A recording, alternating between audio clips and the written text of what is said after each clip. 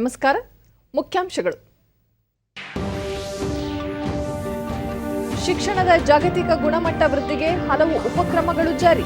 ಶಾಲೆಗಳಿಗೆ ಭೇಟಿ ನೀಡಲು ಒಲಿಂಪಿಕ್ಸ್ ಕ್ರೀಡಾಪಟುಗಳಿಗೆ ಪ್ರಧಾನಿ ನರೇಂದ್ರ ಮೋದಿ ಸಲಹೆ.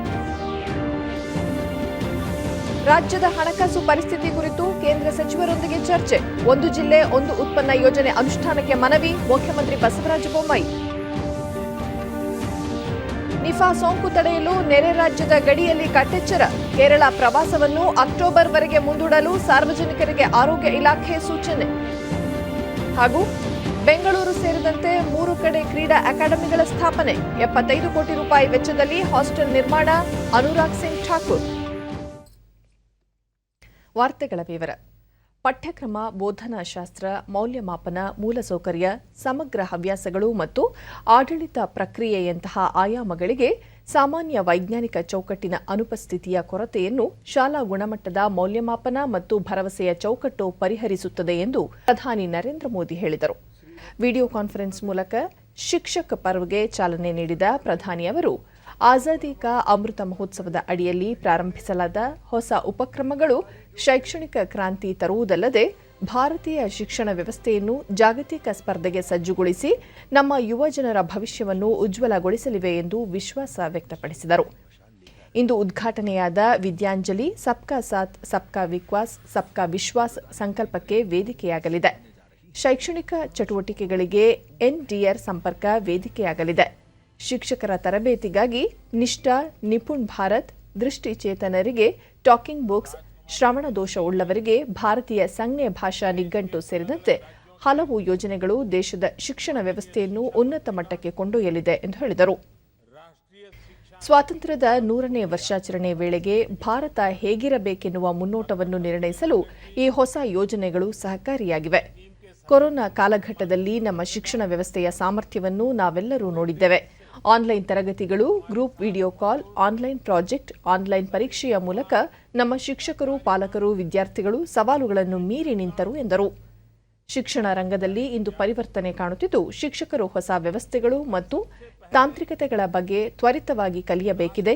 ನಮ್ಮ ಶಿಕ್ಷಕರು ಜಾಗತಿಕ ಮಾನದಂಡವನ್ನು ಪೂರೈಸುವುದಷ್ಟೇ ಅಲ್ಲದೆ ಭಾರತೀಯ ಸಂಸ್ಕೃತಿ ಎಂಬ ವಿಶೇಷ ಬಂಡವಾಳವನ್ನು ಹೊಂದಿದ್ದಾರೆ. ಬೋಧನೆಯನ್ನು ಅವರು ವೃತ್ತಿ ಎಂದು ಭಾವಿಸುವುದಿಲ್ಲ, ಪವಿತ್ರ ನೈತಿಕ ಕರ್ತವ್ಯ ಎಂದು ಗುರುತಿಸುತ್ತಾರೆ. ಶಿಕ್ಷಕ ಮತ್ತು ಮಕ್ಕಳ ನಡುವೆ ವೃತ್ತಿ ಸಂಬಂಧಕ್ಕಿಂತಲೂ ಕೌಟುಂಬಿಕ ಸಂಬಂಧವಿದೆ. ವಿದ್ಯಾರ್ಥಿಗಳಿಗೆ ಹೊಸತನ್ನು ಕಲಿಸುವುದರಿಂದ ದೊರಕುವ ಆನಂದದ ಅನುಭವವೇ ಅನನ್ಯ ಎಂದರು. ಒಲಿಂಪಿಕ್ಸ್ ಮತ್ತು ಪ್ಯಾರಾಲಿಂಪಿಕ್ಸ್ನಲ್ಲಿ ನಮ್ಮ ಕ್ರೀಡಾಪಟುಗಳ ಪ್ರದರ್ಶನ ಅದ್ಭುತವಾಗಿದ್ದು, ಆ ಸಾಧಕರು ಆಜಾದಿ ಕಾ ಅಮೃತ ಮಹೋತ್ಸವದ ಅಂಗವಾಗಿ ಕನಿಷ್ಠ 75 ಶಾಲೆಗಳಿಗೆ ಭೇಟಿ ನೀಡಬೇಕೆಂದು ಮನವಿ ಮಾಡಿಕೊಳ್ಳಲಾಗಿದ್ದು, ಅದಕ್ಕೆ ಅವರು ಒಪ್ಪಿಕೊಂಡಿದ್ದಾರೆ. ಇದು ವಿದ್ಯಾರ್ಥಿಗಳಿಗೆ ಸ್ಫೂರ್ತಿದಾಯಕವಾಗಲಿದೆ ಎಂದರು.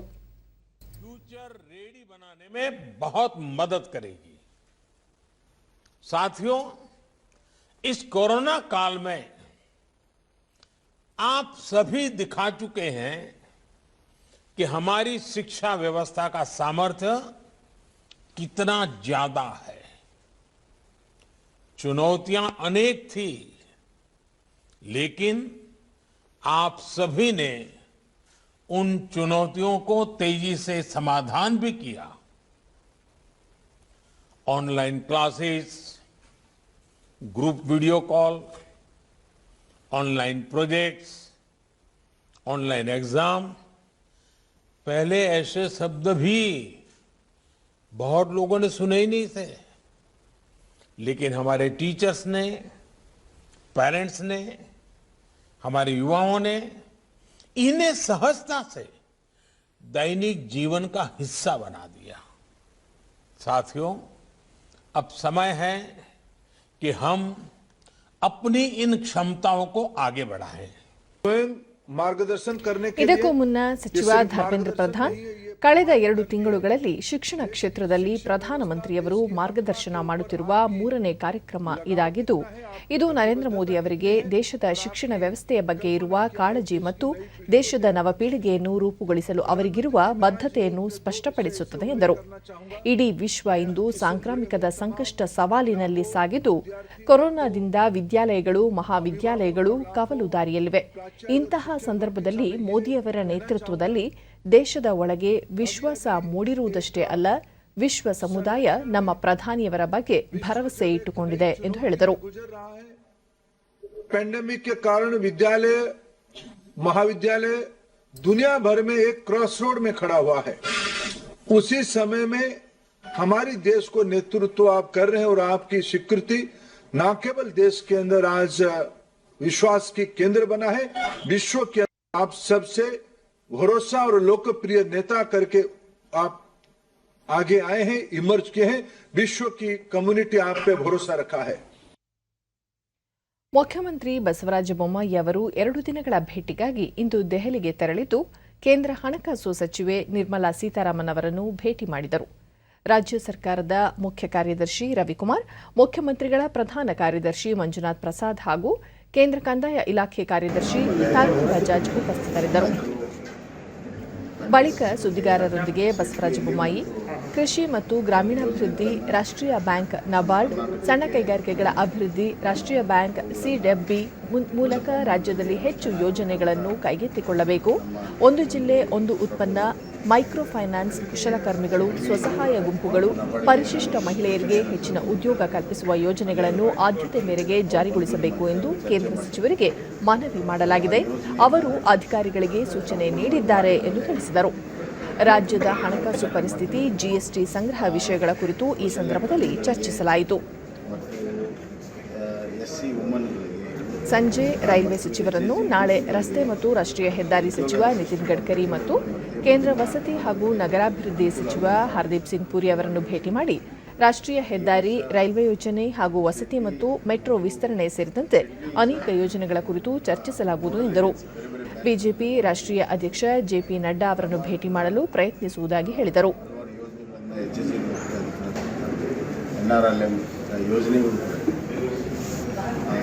ಎಲ್ಲ ಯೋಜನೆಗಳನ್ನು ನಮ್ಮ ಕರ್ನಾಟಕದಲ್ಲಿ ದೊಡ್ಡ ಪ್ರಮಾಣದಲ್ಲಿ ಮಾಡಬೇಕು ಅನ್ನೋದು, ಪ್ರತಿ ಜಿಲ್ಲೆಯಲ್ಲಿ ಮಾಡಬೇಕು ಅಂತ ಅದಕ್ಕೆ ಸುದ್ದಿ ಚರ್ಚೆ ಮಾಡ್ತೀವಿ.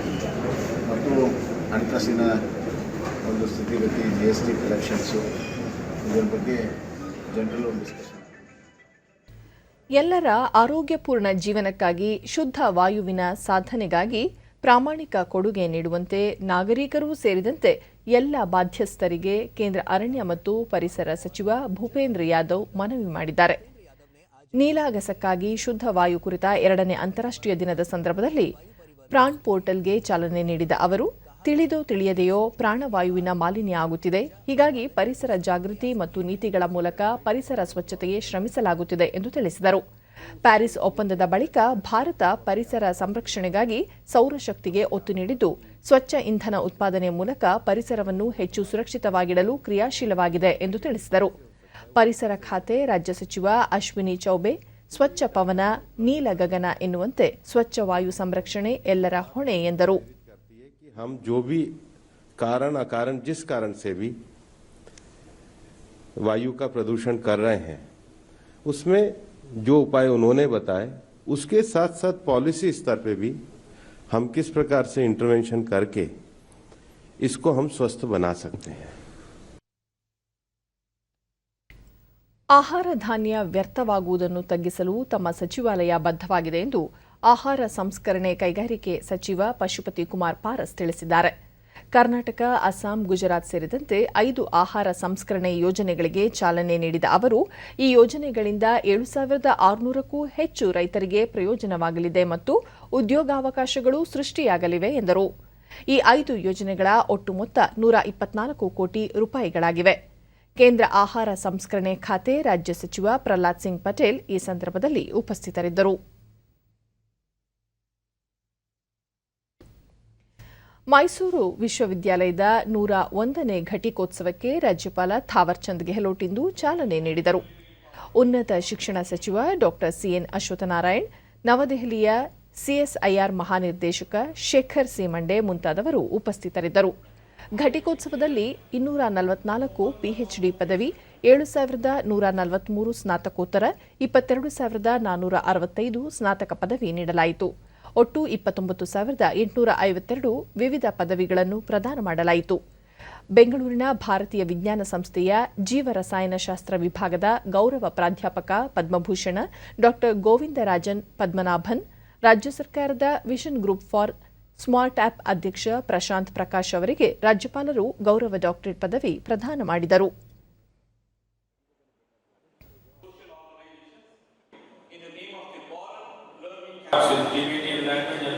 ಉನ್ನತ ಶಿಕ್ಷಣ ಸಚಿವ ಡಾ ಸಿಎನ್ ಅಶ್ವತ್ಥನಾರಾಯಣ ಅವರು ವಿಶ್ವವಿದ್ಯಾಲಯದಲ್ಲಿ ಸ್ನಾತಕೋತ್ತರ ಪಿಎಚ್ಡಿ ಮತ್ತು ಪದವಿ ಪಡೆದ ವಿದ್ಯಾರ್ಥಿಗಳಿಗೆ ಪ್ರತಿಜ್ಞಾವಿಧಿ ಬೋಧಿಸಿದರು.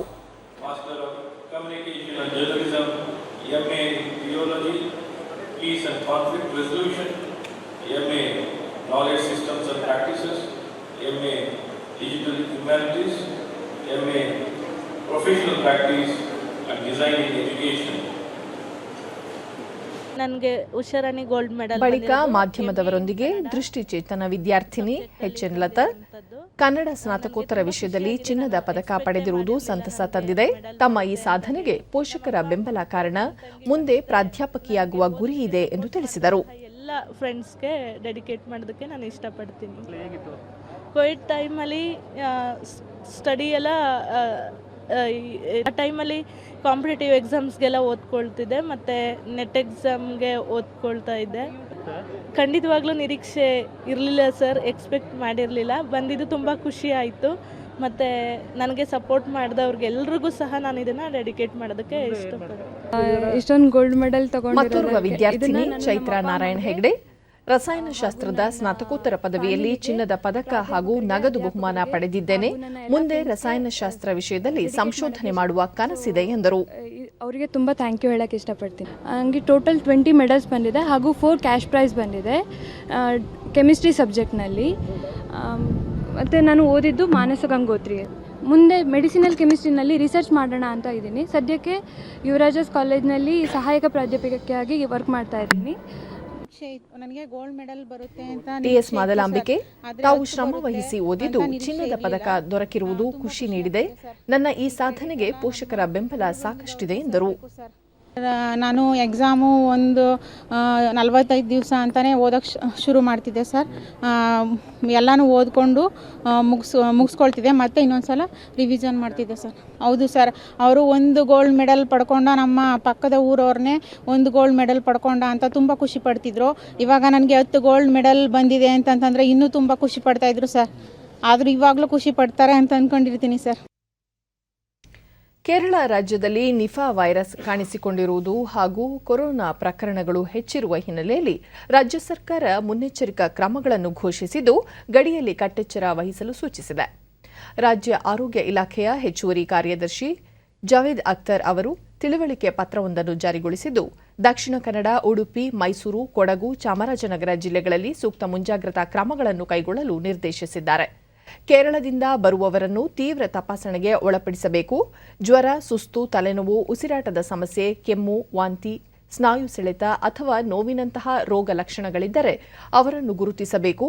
ರೋಗ ಲಕ್ಷಣಗಳಿರುವ ವ್ಯಕ್ತಿಗಳ ಮಾದರಿಯನ್ನು ಸಂಗ್ರಹಿಸಿ ಕೂಡಲೇ ಪುಣೆಯ ರಾಷ್ಟ್ರೀಯ ವೈರಾಣು ಸಂಸ್ಥೆಗೆ ಕಳುಹಿಸಬೇಕು.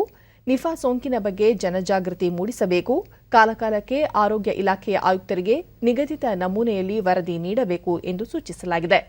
ಕೊರೋನಾ 3ನೇ ಅಲೆಯನ್ನು ತಡೆಗಟ್ಟುವ ನಿಟ್ಟಿನಲ್ಲಿ ಮತ್ತೊಂದು ತಿಳುವಳಿಕೆ ಪತ್ರವನ್ನು ಹೊರಡಿಸಿದ್ದು, ತುರ್ತು ಅಗತ್ಯವಲ್ಲದ ಸಂದರ್ಭ ಹೊರತುಪಡಿಸಿ ಕೇರಳ ಪ್ರವಾಸವನ್ನು ಅಕ್ಟೋಬರ್ ತಿಂಗಳವರೆಗೆ ಮುಂದೂಡುವಂತೆ ಸಾರ್ವಜನಿಕರಿಗೆ ಮನವಿ ಮಾಡಿದ್ದಾರೆ.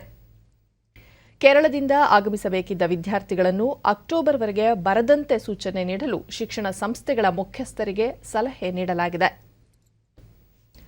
ರಾಜ್ಯ ಸರ್ಕಾರ ಮತ್ತು ಬಿಬಿಎಂಪಿ ಆದೇಶದಂತೆ ಪ್ರತಿ ವಾರ್ಡ್ಗೆ ಸಾರ್ವಜನಿಕವಾಗಿ 1 ಗಣಪತಿ ಪ್ರತಿಷ್ಠಾಪನೆ ಹಾಗೂ ಗರಿಷ್ಠ 3 ದಿನಗಳ ಕಾಲ ಗಣಪತಿ ಹಬ್ಬ ಆಚರಣೆಗೆ ಅವಕಾಶವಿದೆ ಎಂದು ಬೆಂಗಳೂರಿನ ಪೊಲೀಸ್ ಆಯುಕ್ತ ಕಮಲ್ ಪಂತ್ ಇಂದು ಬೆಂಗಳೂರಿನಲ್ಲಿ ತಿಳಿಸಿದ್ದಾರೆ. ಗಣಪತಿ ಪ್ರತಿಷ್ಠಾಪಿಸುವ ಆಯೋಜಕರು ಬಿಬಿಎಂಪಿ ಮತ್ತು ಪೊಲೀಸ್ ಅಧಿಕಾರಿಗಳಿಂದ ಅನುಮತಿ ಪಡೆಯಬೇಕು. ಪೂಜಾ ಕಾರ್ಯವನ್ನು ಹೊರತುಪಡಿಸಿ ಧ್ವನಿವರ್ಧಕ ಬಳಕೆ, ಸಾಂಸ್ಕೃತಿಕ ಸಮಾರಂಭ, ಮೆರವಣಿಗೆ ಹಾಗೂ ಇತರ ಚಟುವಟಿಕೆಗಳಿಗೆ ನಿಷೇಧವಿದೆ. ಗರಿಷ್ಠ 20ಕ್ಕಿಂತ ಅಧಿಕ ಮಂದಿ ಕಾರ್ಯಕ್ರಮದಲ್ಲಿ ಒಟ್ಟಾಗಿ ಸೇರುವಂತಿಲ್ಲ ಎಂದು ಹೇಳಿದರು. ಯಾರೋ ಮುಂಚೆ ಕೂಡ ಮಾಡ್ತಾರೆ, ಒಂದು ದಿವಸದಲ್ಲಿ ಮಾಡ್ತಾರೆ, ಅದಕ್ಕೆ ಕೂಡ ಅವಕಾಶ ಇದೆ. ಆದರೆ 3 ದಿವಸಕ್ಕೆ ಬಿಬಿಎಂಪಿಯಿಂದ ಅವ್ರಿಗೆ ಅನುಮತಿ ಸಿಕ್ಕುತ್ತದೆ. ಯಾರ್ಯಾರ ಈ ಕ್ಷೇತ್ರದಲ್ಲಿ ಆ ಥರ ಗಣಪತಿಯನ್ನು ಸಾರ್ವಜನಿಕವಾಗಿ ಇಡ್ತಾರೆ ಅವರು ಸಂಬಂಧಪಟ್ಟ DCPಗಳಿಗೆ, ಇನ್ಸ್ಪೆಕ್ಟರ್ಗಳಿಗೆ ಸಂಪರ್ಕಿಸಬಹುದು. ಅದಕ್ಕೆ BBMPಯಿಂದ ಅದಕ್ಕೆ ಅನುಮತಿ ಬೇಕಾಗುತ್ತದೆ. ಅವರಲ್ಲಿ ಇರ್ತಕ್ಕಂಥ ಬಿಬಿಎಂಪಿ ಆಯುಕ್ತ ಗೌರವ್ ಗುಪ್ತಾ ಪ್ರತಿ ವಾರ್ಡ್ನಲ್ಲಿಯೂ ಯಾವ ಜಾಗದಲ್ಲಿ ಗಣೇಶ ಮೂರ್ತಿ ಪ್ರತಿಷ್ಠಾಪಿಸಬೇಕು ಎಂಬುದನ್ನು ಬಿಬಿಎಂಪಿ ಅಧಿಕಾರಿಗಳು ಮತ್ತು ಪೊಲೀಸ್ ಸಿಬ್ಬಂದಿ ನಿರ್ಧರಿಸಲಿದ್ದಾರೆ. ಆಯೋಜಕರೆಲ್ಲರೂ ಕೋವಿಡ್ ಲಸಿಕೆ ಕಡ್ಡಾಯವಾಗಿ ಪಡೆದಿರಬೇಕು. ಕೋವಿಡ್ ನಿಯಮಗಳನ್ನು ಮೀರಬಾರದೆಂದು ತಿಳಿಸಿದರು. ಸಾರ್ವಜನಿಕವಾಗಿ ಪ್ರತಿಷ್ಠಾಪಿಸುವ ಗಣಪತಿ ಮೂರ್ತಿ 4 ಅಡಿ ಮೀರಬಾರದು. ಕೆರೆಗಳಲ್ಲಿ ಗಣಪತಿ ಮೂರ್ತಿ ವಿಸರ್ಜನೆ ನಿಷೇಧಿಸಲಾಗಿದ್ದು, ಕೃತಕ ವಿಸರ್ಜನಾ ಕೇಂದ್ರಗಳ ಸ್ಥಾಪನೆಯ ಜೊತೆಗೆ ಪ್ರತಿ ವಾರ್ಡ್ನಲ್ಲಿ ಮೊಬೈಲ್ ಟ್ಯಾಂಕ್ ವ್ಯವಸ್ಥೆ ಮಾಡಲಾಗುವುದು ಎಂದರು. ಮನೆ ಮನೆಗೆ ಸರ್ವೆ ಮಾಡ್ತಕ್ಕಂಥ ಉದ್ದೇಶ ಏನಿದೆ, ಜನರಲ್ಲಿ ಒಂದು ಮಾಹಿತಿ ಬರಲಿ, ಜಾಗೃತಿ ಮೂಡಿಸಲಿ ಮತ್ತು ಅದ್ರ ಜೊತೆಗೆ ನಮಗೆ ಕೂಡ ಬರುವ ದಿನಗಳಲ್ಲಿ ಒಂದು ಸಿದ್ಧತೆ ಇರಲಿ ಅಂತ ಹೇಳಿ ಆ ದಿಶೆಯಲ್ಲಿ ಮಾಡ್ತಾ ಇದ್ದೀವಿ. ಅದನ್ನು ನಮ್ಮ ಅಪೇಕ್ಷೆ ಅಂತ ನಡೀತಾ ಇದೆ. 90% ಎಷ್ಟು ನಾವು ಟಾರ್ಗೆಟ್ ಇಟ್ಕೊಂಡಿದ್ದೀವಿ ಅದರಲ್ಲಿ 90% ನಾವು ಕವರ್ ಅನ್ನು ಮಾಡಿದ್ದೀವಿ. ಸರ್, ನಿಫಾ ವೈರಸ್ ಬಗ್ಗೆ ಸರ್ಕಾರ ಮಟ್ಟದಲ್ಲಿ ಪ್ರತ್ಯೇಕ ನಿಯಮಗಳನ್ನು ಮಾಡಲಿಕ್ಕೆ ನಿಫಾ ವೈರಸ್ ಬಗ್ಗೆ ನಾನು ಈಗಾಗಲೇ ಹೇಳಿದಂತೆ ಇದನ್ನು ಸರ್ಕಾರ ಮಟ್ಟದಲ್ಲಿ ನಮಗೆ ಏನು ಆದೇಶಗಳು ಬರ್ತದೆ ಅದರ ಪ್ರಕಾರ ಕ್ರಮವನ್ನು ಕೈಗೊಳ್ತೀವಿ ನಾವು. ಬೆಂಗಳೂರಿನ ಅಗರ ಸರ್ಕಾರಿ ಶಾಲೆಯಲ್ಲಿ ಡಿಜಿಟಲ್ ಕಲಿಕೆಯನ್ನು ಉತ್ತೇಜಿಸಲು ಸ್ಮಾರ್ಟ್ ಕ್ಲಾಸ್ ಅನ್ನು ಪ್ರಾಥಮಿಕ ಹಾಗೂ ಪ್ರೌಢ ಶಿಕ್ಷಣ ಸಚಿವ ಬಿಸಿ ನಾಗೇಶ್ ಉದ್ಘಾಟಿಸಿದರು. ಶಾಸಕ ಸತೀಶ್ ರೆಡ್ಡಿ ಹಾಗೂ ಸ್ವಯಂ ಸೇವಾ ಸಂಸ್ಥೆಯ ಸಂಸ್ಥಾಪಕ ಡಾ ಮಹಂತೇಶ್ ಉಪಸ್ಥಿತರಿದ್ದರು.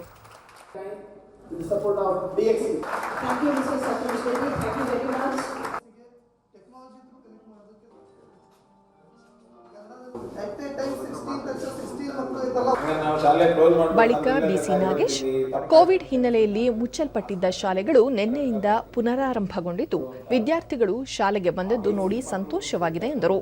ಪ್ರಧಾನಿ ನರೇಂದ್ರ ಮೋದಿ ಅವರು 138 ಕೋಟಿ ಜನರಿರುವ ಈ ದೇಶದಲ್ಲಿ ಉಚಿತ ವ್ಯಾಕ್ಸಿನ್ ಕೊಡುವ ನಿರ್ಧಾರ ತೆಗೆದುಕೊಂಡು ಅದನ್ನು ಕಾರ್ಯರೂಪಕ್ಕೆ ತಂದು 60%ಕ್ಕೂ ಹೆಚ್ಚು ಜನರಿಗೆ ಲಸಿಕೆ ತಲುಪಿಸಿದ್ದಾರೆ. ನಾವೆಲ್ಲರೂ ಒಟ್ಟಾಗಿ ಕೋವಿಡ್-19 ಶಿಷ್ಟಾಚಾರದ ನಿಯಮಗಳನ್ನು ಕಟ್ಟುನಿಟ್ಟಾಗಿ ಪಾಲಿಸಿದರೆ 3ನೇ ಅಲೆಯನ್ನು ಸಮರ್ಥವಾಗಿ ಎದುರಿಸಬಹುದು ಎಂದರು. ಕಾರ್ಪೊರೇಟ್ ಸಂಸ್ಥೆಗಳ ನೆರವಿನಲ್ಲಿ ಸರ್ಕಾರಿ ಶಾಲೆಗಳನ್ನು ಅಭಿವೃದ್ಧಿಪಡಿಸುವ ಕಾರ್ಯಕ್ರಮಗಳಿಗೆ ಸರ್ಕಾರ ಸದಾ ಬೆಂಬಲ ನೀಡುತ್ತದೆ ಎಂದರು. 138 ಕೋಟಿ ಜನ ಇರುವಂಥ ಈ ರಾಷ್ಟ್ರದಲ್ಲಿ ಫ್ರೀ ವ್ಯಾಕ್ಸಿನ್ ಮಾಡ್ತೀನಿ ಅನ್ನುವಂಥ ನಿರ್ಣಯ ತಗೊಂಡು ಬರೀ ನಿರ್ಣಯ ತಗೊಳ್ಳಿಲ್ಲ, 60%ಕ್ಕಿಂತ ಹೆಚ್ಚು ಜನಕ್ಕೆ ವ್ಯಾಕ್ಸಿನ್ ಮಾಡಿಸಿದ್ದಾರೆ. ಖಂಡಿತ ನಾವು ನೀವೆಲ್ಲರೂ ಸೇರ್ಕೊಂಡು ಅಪ್ರೋಪ್ರಿಯೇಟ್ ಬಿಹೇವಿಯರ್ ಫಾಲೋ ಮಾಡಿದ್ರೆ ಖಂಡಿತ ಕೋವಿಡ್ನ 3ನೇ ಅಲೈನ್ಸ್ ಅಂತ ನಾವು ಫೇಸ್ ಮಾಡ್ಬೋದು. ಮಹಂತೇಶ್ ಅವರು ಇಂಥ ಬೇರೆ ಬೇರೆ ಕಂಪ್ನಿಯನ್ನು ತಗೊಂಬಂದು ಸರ್ಕಾರಿ ಶಾಲೆಗಳನ್ನ ಚೆನ್ನಾಗಿ ಮಾಡಬೇಕು ಅನ್ನುವಂಥ ಅವ್ರ ಉದ್ದೇಶಕ್ಕೆ ಇಲ್ಲಿಯ ನನ್ನ ಸ್ನೇಹಿತ ಸತೀಶ್ ರೆಡ್ಡಿ ಅವರು ಸಹಿತ ಸಹಕರಿಸಿ, ಸತೀಶ್ ರೆಡ್ಡಿ ಅವರು ಈಗಿನೂ ಮಾತಾಡ್ತಾ ಹೇಳ್ತಿದ್ರು, ನಮ್ಮ ಎಲ್ಲ ಸರ್ಕಾರಿ ಶಾಲೆಗಳನ್ನ ಪ್ರೈವೇಟ್ ಶಾಲೆಗೆ ತಕ್ಕಂತೆ ತರುವಂಥ ಪ್ರಯತ್ನ ಮಾಡಬೇಕು ಅನ್ನುವಂಥ ಅವ್ರ ಆಸೆ. ಎಂ ಸತೀಶ್ ರೆಡ್ಡಿ, ಸರ್ಕಾರಿ ಶಾಲೆಗಳಿಗೆ ಬರುವ ಎಲ್ಲ ಮಕ್ಕಳಿಗೆ ಅತ್ಯಾಧುನಿಕ ಸೌಲಭ್ಯ ದೊರಕಬೇಕು. ಸ್ಮಾರ್ಟ್ ಕ್ಲಾಸ್ ಮೂಲಕ ಇನ್ನಷ್ಟು ಒಳ್ಳೆಯ ಕಲಿಕೆಗೆ ಅವಕಾಶ ಮಾಡಿಕೊಡುವುದು ಸರ್ಕಾರದ ಉದ್ದೇಶವಾಗಿದೆ ಎಂದರು. ಟೆಕ್ನಾಲಜಿ ಸಿಗಬೇಕು, ಸ್ಮಾರ್ಟ್ ಕ್ಲಾಸ್ ಮೂಲಕ ಕಲಿಕೆ ಆಗಬೇಕು ಅನ್ನೋದೇ ನಮ್ಮ ಸರ್ಕಾರದ ಉದ್ದೇಶ. ಇವತ್ತು ಶಿಕ್ಷಣ ಇಲಾಖೆಯಲ್ಲಿ ಖಂಡಿತವಾಗ್ಲೂ ಒಂದು ಕ್ರಾಂತಿಯನ್ನ ಮಾಡ್ತಾರೆ ಅನ್ನೋ ಮಾತನ್ನ ಈ ಸಂದರ್ಭದಲ್ಲಿ ಹೇಳ್ತಾ, ಅನೇಕ ಬೆಂಗಳೂರಿನ ಮಲ್ಲೇಶ್ವರಂನ ಬಾಲಕಿಯರ ಪದವಿ ಕಾಲೇಜಿನಲ್ಲಿ ಪೋಷಣ್ ಮಾಸಾಚರಣೆ ಮತ್ತು ಪ್ರಧಾನಮಂತ್ರಿ ಮಾತೃವಂದನಾ ಸಪ್ತಾಹ ಕಾರ್ಯಕ್ರಮವನ್ನು ಮಹಿಳಾ ಮತ್ತು ಮಕ್ಕಳ ಅಭಿವೃದ್ಧಿ ಇಲಾಖೆ ಪ್ರಧಾನ ಕಾರ್ಯದರ್ಶಿ ಉಮಾ ಮಹದೇವನ್ ಉದ್ಘಾಟಿಸಿದರು. ಇಲಾಖೆಯ ನಿರ್ದೇಶಕರಾದ ಡಾ ಅನುರಾಧ, ಜಿಲ್ಲಾಧಿಕಾರಿ ಜೆ ಮಂಜುನಾಥ್ ಮುಂತಾದವರು ಉಪಸ್ಥಿತರಿದ್ದರು. ರಾಷ್ಟ್ರೀಯ ಪೋಷಣ್ ಅಭಿಯಾನ ಯೋಜನೆಯಡಿ ಗರ್ಭಿಣಿಯರು, ಬಾಣಂತಿಯರು, 6 ವರ್ಷದೊಳಗಿನ ಮಕ್ಕಳಲ್ಲಿ ಅಪೌಷ್ಟಿಕತೆ ಹೋಗಲಾಡಿಸುವುದು ಹಾಗೂ ಪ್ರಧಾನಮಂತ್ರಿ ಮಾತೃವಂದನಾ ಯೋಜನೆಯಡಿ ಅರ್ಹ ಫಲಾನುಭವಿಗಳನ್ನು ಗುರುತಿಸಿ ಸೌಲಭ್ಯ ಒದಗಿಸುವುದು ಕಾರ್ಯಕ್ರಮದ ಉದ್ದೇಶವಾಗಿದೆ.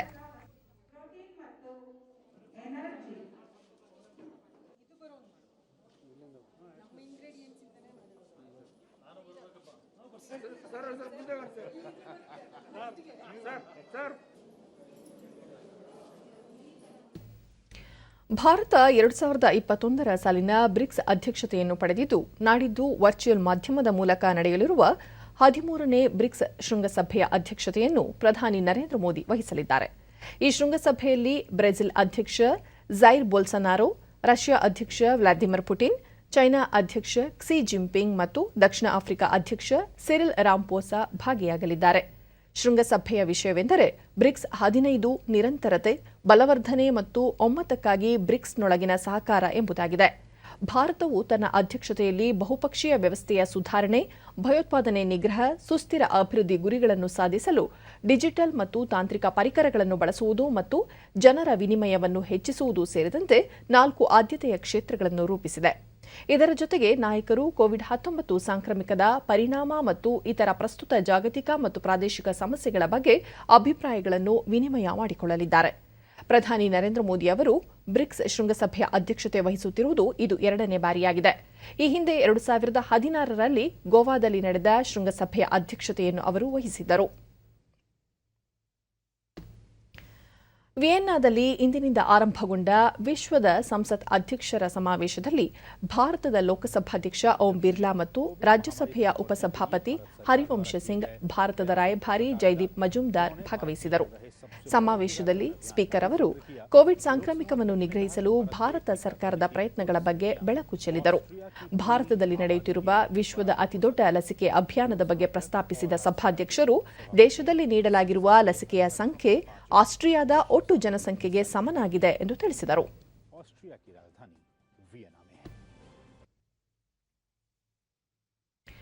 ಕೇಂದ್ರ ವಾರ್ತಾ ಮತ್ತು ಪ್ರಸಾರ ಸಚಿವ ಅನುರಾಗ್ ಸಿಂಗ್ ಠಾಕೂರ್ ಅವರನ್ನು ಬಾಂಗ್ಲಾದೇಶದ ವಾರ್ತಾ ಮತ್ತು ಪ್ರಸಾರ ಖಾತೆ ಸಚಿವ ಡಾ ಹಸನ್ ಮೊಹಮ್ಮದ್ ಅವರು ದೆಹಲಿಯಲ್ಲಿಂದು ಭೇಟಿಯಾಗಿ ಸಮಾಲೋಚಿಸಿದರು. ಈ ಭೇಟಿಯ ವೇಳೆ ಎರಡೂ ದೇಶಗಳ ನಡುವಿನ ಜನರ ಸಂಪರ್ಕ, ಅಂತಾರಾಷ್ಟೀಯ ಚಲನಚಿತ್ರೋತ್ಸವ, ದ್ವಿಪಕ್ಷೀಯ ಚಿತ್ರ ನಿರ್ಮಾಣ ಸೇರಿದಂತೆ ವಿವಿಧ ವಿಚಾರಗಳ ಬಗ್ಗೆ ಚರ್ಚೆ ನಡೆಸಿದ್ದಾಗಿ ಅನುರಾಗ್ ಸಿಂಗ್ ಠಾಕೂರ್ ತಿಳಿಸಿದ್ದಾರೆ. ಭಾರತ ಮತ್ತು ಬಾಂಗ್ಲಾದೇಶದ ನಡುವೆ ಬಲಿಷ್ಠ ಮತ್ತು ಐತಿಹಾಸಿಕ ಬಾಂಧವ್ಯವಿದ್ದು ಇದನ್ನು ಮತ್ತಷ್ಟು ಬಲವರ್ಧಿಸಲಾಗುವುದು ಎಂದು ಅವರು ತಿಳಿಸಿದ್ದಾರೆ. ಭಾರತ ತನ್ನ ಸ್ವಾತಂತ್ರ್ಯದ 75ನೇ ವರ್ಷದ ಸಂಭ್ರಮ ಆಚರಿಸುತ್ತಿದ್ದರೆ ಬಾಂಗ್ಲಾದೇಶ ತನ್ನ ವಿಮೋಚನೆಯ 50ನೇ ವರ್ಷ ಆಚರಿಸುತ್ತಿದೆ ಎಂದು ಸ್ಮರಿಸಿಕೊಂಡರು. ಕ್ರೀಡಾಪಟುಗಳಿಗೆ ವಿಶೇಷ ವಸತಿ ನಿಲಯ ನಿರ್ಮಾಣಕ್ಕಾಗಿ ಕೋಲ್ ಇಂಡಿಯಾ ಲಿಮಿಟೆಡ್ ಮತ್ತು ಕ್ರೀಡಾ ಸಚಿವಾಲಯದ ನಡುವೆ ತಿಳಿವಳಿಕೆ ಒಪ್ಪಂದಕ್ಕೆ ಅಂಕಿತ ಹಾಕಲಾಗಿದೆ. ಬೆಂಗಳೂರು, ಭೋಪಾಲ್ ಹಾಗೂ ಗ್ವಾಲಿಯರ್ನ ಸಾಯಿ ಅಕಾಡೆಮಿಯ ಕೇಂದ್ರಗಳಲ್ಲಿ ಕ್ರೀಡಾಪಟುಗಳಿಗಾಗಿ ಈ ಹಾಸ್ಟೆಲ್ ಅನ್ನು 75 ಕೋಟಿ ರೂಪಾಯಿ ವೆಚ್ಚದಲ್ಲಿ ನಿರ್ಮಿಸಲಾಗುತ್ತಿದೆ. ತಿಳಿವಳಿಕೆ ಒಪ್ಪಂದಕ್ಕೆ ಅಂಕಿತ ಹಾಕುವ ಈ ಸಂದರ್ಭದಲ್ಲಿ ಕ್ರೀಡಾ ಸಚಿವ ಅನುರಾಗ್ ಸಿಂಗ್ ಠಾಕೂರ್, ಕ್ರೀಡಾ ಖಾತೆ ರಾಜ್ಯ ಸಚಿವ ನಿಶಿತ್ ಪ್ರಮಾಣಿಕ್, ಕೋಲ್ ಇಂಡಿಯಾದ ಅಧಿಕಾರಿಗಳು ಹಾಜರಿದ್ದರು. ನಂತರ ಅನುರಾಗ್ ಸಿಂಗ್ ಠಾಕೂರ್ ಭವಿಷ್ಯದಲ್ಲಿ ಕೋಲ್ ಇಂಡಿಯಾ ಹಾಗೂ ಕ್ರೀಡಾ ಪ್ರಾಧಿಕಾರ ಜೊತೆಗೂಡಿ ಕ್ರೀಡಾಪಟುಗಳಿಗಾಗಿ ಒಂದು ಜಂಟಿ ಅಕಾಡೆಮಿಯನ್ನು ತೆರೆಯಲಿದೆ ಎಂದರು. ಕಳೆದ ಬಾರಿ ಪ್ಯಾರಾಲಿಂಪಿಕ್ಸ್ಗೆ 19 ಕ್ರೀಡಾಪಟುಗಳು ತೆರಳಿದ್ದರು, ಆದರೆ ಈ ಬಾರಿ 19 ಪದಕಗಳನ್ನೇ ತಂದಿದ್ದಾರೆ ಎಂದರು. ಕ್ರೀಡೆಯನ್ನು ಪ್ರೋತ್ಸಾಹಿಸಲು ಸಾಂಸ್ಥಿಕ ಜಗತ್ತು, ಖಾಸಗಿ ವಲಯ ಮತ್ತು ಸಾರ್ವಜನಿಕ ವಲಯಗಳು ಮುಂದೆ ಬರಬೇಕು ಎಂದು ಅಭಿಪ್ರಾಯಪಟ್ಟರು. 3 ಕ್ರೀಡಾ ಹಾಸ್ಟೆಲ್ ನಿರ್ಮಿಸುತ್ತಿರುವ ಕೋಲ್ ಇಂಡಿಯಾಕ್ಕೆ ಅವರು ಧನ್ಯವಾದ ಅರ್ಪಿಸಿದರು. ಕಲಿದಲು ನಿಧಿಯಿಂದ ಕ್ರೀಡಾ ಕ್ಷೇತ್ರದ ವಜ್ರಗಳನ್ನು ಶೋಧಿಸಲಾಗುವುದು ಎಂದರು. कोल मंत्रालय के कि जिन्होंने आगे बढ़कर खेलों को बढ़ावा देने के लिए ये सराहनीय काम किया है और भविष्य में भी कोल इंडिया लिमिटेड के माध्यम से साई के साथ मिलकर, स्पोर्ट्स अथॉरिटी ऑफ इंडिया के साथ मिलकर हम अकेडमीज की स्थापना करने का प्रयास करेंगे, कोयले के क्षेत्र में हो, देश में कहीं भी हो, ताकि खेलों को और बढ़ावा मिल सके और भारत भविष्य में और पदक जीत सके. ಇನ್ನು ಹವಾವರ್ತಮಾನ. ರಾಜ್ಯಾದ್ಯಂತ ನೈಋತ್ಯ ಮುಂಗಾರು ಚುರುಕಾಗಿದ್ದು ವ್ಯಾಪಕ ಮಳೆಯಾಗಿದೆ. ಹೊನ್ನಾವರದಲ್ಲಿ ಅತಿ ಹೆಚ್ಚು 9 ಸೆಂಟಿಮೀಟರ್ ಮಳೆಯಾಗಿದೆ. ಉಳಿದಂತೆ ಮಂಕಿ, ಭಟ್ಕಳ, ಆಗುಂಬೆ 7, ಸಂತೆಹಳ್ಳಿ 6, ಕಾರ್ಕಳ, ಸಿದ್ದಾಪುರ, ಕುಂದಾಪುರ, ಸುಬ್ರಹ್ಮಣ್ಯ, ಶಿರಾಲಿ, ಗೋಕರ್ಣ, ಅಂಕೋಲ, ದೇವರಹಿಪ್ಪರಗಿ 5, ಕಾರವಾರ, ಬಸಗೋಡು, ಬೀದರ್, ತಾಳಗುಪ್ಪ 4, ಬ್ರಹ್ಮಾವರ, ಮಂಗಳೂರು, ಧರ್ಮಸ್ಥಳ, ಬೇಲಿಕೇರಿ, ಲಿಂಗನಮಕ್ಕಿ, ಸಾಗರ, ಕೊಟ್ಟಿಗೆಹಾರ ಭಾಗಮಂಡಲದಲ್ಲಿ 3 ಸೆಂಟಿಮೀಟರ್ ಮಳೆಯಾಗಿದೆ. ಮುನ್ಸೂಚನೆಯಂತೆ ಕರಾವಳಿ ಮತ್ತು ಉತ್ತರ ಒಳನಾಡಿನಲ್ಲಿ ಕೆಲವೆಡೆ ಹಾಗೂ ದಕ್ಷಿಣ ಒಳನಾಡಿನ ಹಲವೆಡೆ ಗುಡುಗು ಸಹಿತ ಮಳೆಯಾಗುವ ಸಾಧ್ಯತೆ. ಬೆಂಗಳೂರು ಸುತ್ತಮುತ್ತ ಸಾಮಾನ್ಯವಾಗಿ ಮೋಡ ಕವಿದ ವಾತಾವರಣ, ಹಗುರ ಮಳೆ ಸಾಧ್ಯತೆ. ಗರಿಷ್ಠ 27, ಕನಿಷ್ಠ 20 ಡಿಗ್ರಿ ಸೆಲ್ಸಿಯಸ್ ತಾಪಮಾನ ದಾಖಲಾಗುವ ಸಾಧ್ಯತೆ ಇದೆ. ಕೊನೆಯಲ್ಲಿ ಮತ್ತೊಮ್ಮೆ ಮುಖ್ಯಾಂಶಗಳು. ಶಿಕ್ಷಣದ ಜಾಗತಿಕ ಗುಣಮಟ್ಟ ವೃದ್ಧಿಗೆ ಹಲವು ಉಪಕ್ರಮಗಳು ಜಾರಿ. ಶಾಲೆಗಳಿಗೆ ಭೇಟಿ ನೀಡಲು ಒಲಿಂಪಿಕ್ಸ್ ಕ್ರೀಡಾಪಟುಗಳಿಗೆ ಪ್ರಧಾನಿ ನರೇಂದ್ರ ಮೋದಿ ಸಲಹೆ. ರಾಜ್ಯದ ಹಣಕಾಸು ಪರಿಸ್ಥಿತಿ ಕುರಿತು ಕೇಂದ್ರ ಸಚಿವರೊಂದಿಗೆ ಚರ್ಚೆ. 1 ಜಿಲ್ಲೆ 1 ಉತ್ಪನ್ನ ಯೋಜನೆ ಅನುಷ್ಠಾನಕ್ಕೆ ಮನವಿ, ಮುಖ್ಯಮಂತ್ರಿ ಬಸವರಾಜ ಬೊಮ್ಮಾಯಿ. ನಿಫಾ ಸೋಂಕು ತಡೆಯಲು ನೆರೆ ರಾಜ್ಯದ ಗಡಿಯಲ್ಲಿ ಕಟ್ಟೆಚ್ಚರ. ಕೇರಳ ಪ್ರವಾಸವನ್ನು ಅಕ್ಟೋಬರ್ವರೆಗೆ ಮುಂದೂಡಲು ಸಾರ್ವಜನಿಕರಿಗೆ ಆರೋಗ್ಯ ಇಲಾಖೆ ಸೂಚನೆ. ಹಾಗೂ ಬೆಂಗಳೂರು ಸೇರಿದಂತೆ 3 ಕಡೆ ಕ್ರೀಡಾ ಅಕಾಡೆಮಿಗಳ ಸ್ಥಾಪನೆ. 75 ಕೋಟಿ ರೂಪಾಯಿ ವೆಚ್ಚದಲ್ಲಿ ಹಾಸ್ಟೆಲ್ ನಿರ್ಮಾಣ. ಅನುರಾಗ್ ಸಿಂಗ್ ಠಾಕೂರ್. ನಮ್ಮ ವಾರ್ತಾ ಪ್ರಸಾರವನ್ನು ನೀವು ಡಿಡಿ ಚಂದನ ನ್ಯೂಸ್ ಯೂಟ್ಯೂಬ್ ಚಾನೆಲ್ನಲ್ಲೂ ವೀಕ್ಷಿಸಬಹುದು. ವ್ಯಕ್ತಿಗತ ಅಂತರ ಕಾಪಾಡಿಕೊಳ್ಳುವುದರೊಂದಿಗೆ ನೀವು ಸುರಕ್ಷಿತವಾಗಿರಿ, ನಿಮ್ಮವರನ್ನು ಸುರಕ್ಷಿತವಾಗಿರಿಸಿ. ನೈರ್ಮಲ್ಯಕ್ಕೆ ಆದ್ಯತೆ ನೀಡುವುದರ ಜೊತೆಗೆ ಕೋವಿಡ್-19 ಮಾರ್ಗಸೂಚಿಗಳನ್ನು ತಪ್ಪದೇ ಪಾಲಿಸಿ. ನಮ್ಮ ಮುಂದಿನ ವಾರ್ತಾ ಪ್ರಸಾರ ರಾತ್ರಿ 9 ಗಂಟೆಗೆ. ನಮಸ್ಕಾರ.